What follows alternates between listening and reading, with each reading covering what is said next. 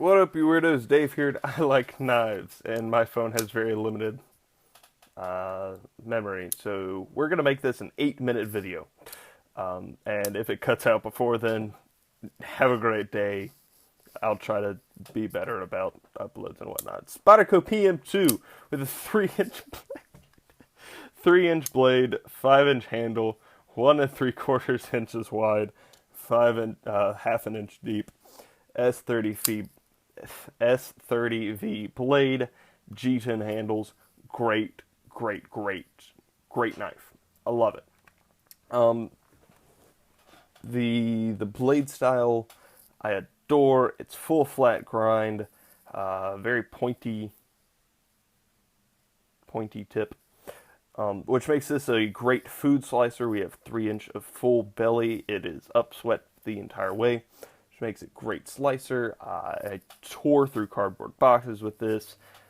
You can draw in wood, the tip so fine, stuff like that. And because of the choil here and right there, both of which have great jimping, you can get it nice and tight and do detailed work. It's great. I love it.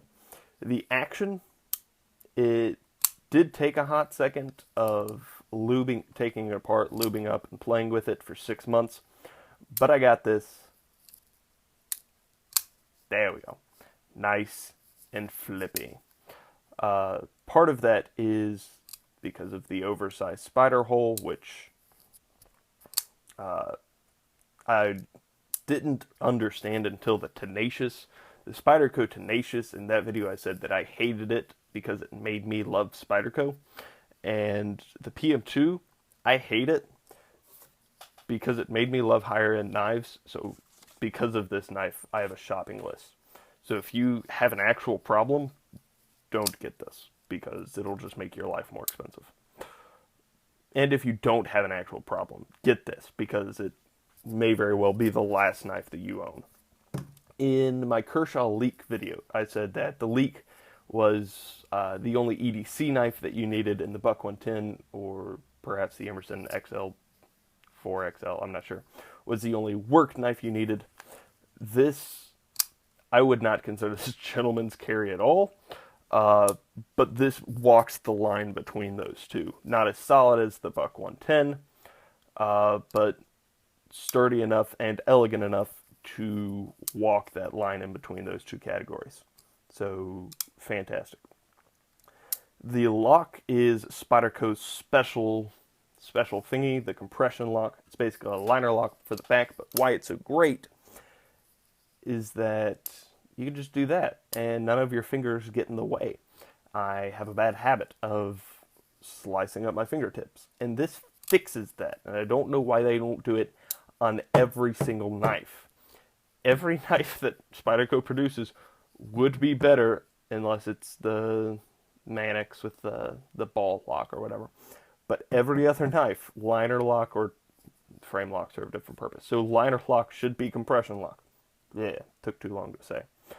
I adore the lines on this blade because the blade and the handle flow together perfectly, so there's no interruption to kind of take you out of it. There's no space or gap right there to catch your pant leg. There's no space, no gap right there to catch anything. It's great. If you're not looking at the knife, you don't know where the handle ends and the blade begins. And that's the point.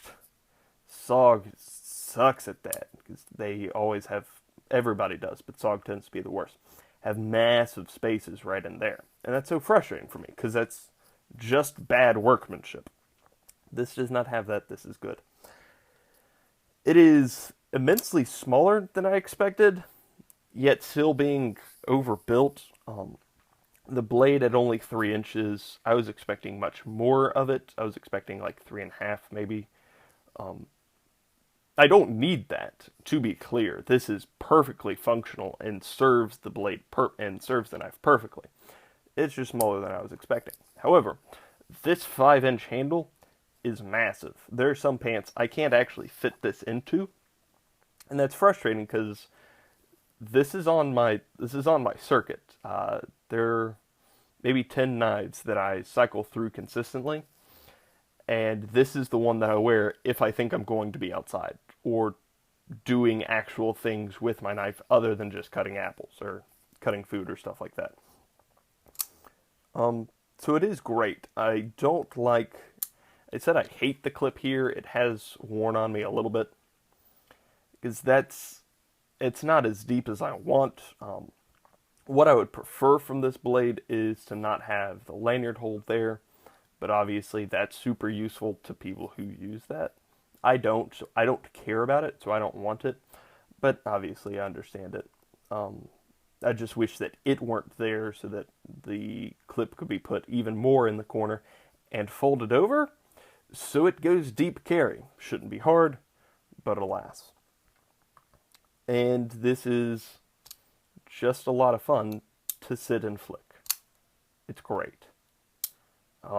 If you like freaking people out, if you know people who are super skittish around knives, and you want to hear that that intake where they see that you just pulled out a deadly, deadly sword weapon and you're going to murder everybody.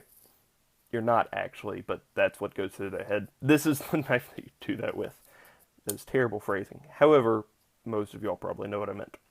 You can get this from Spyderco. You can get this from Spyderco website directly for $230. You can get it from Blade HQ for $126, Amazon for $117. I got this for $100 flat. I'll tell that story in a different video. And this knife, much like the Wave, is such a cult icon that one of the top Google results when you type in Spyderco PM2 prices is the Redbubble shirt line, which you can get PM2 equals EDC, I think is what it says. So you can get that for $26 if you're interested. Out of 10 stars, I give this a... No idea what that sound was, but I'm sure it was positive. I love this thing. It's great. I beat the 8-minute mark. What up? Dave's back!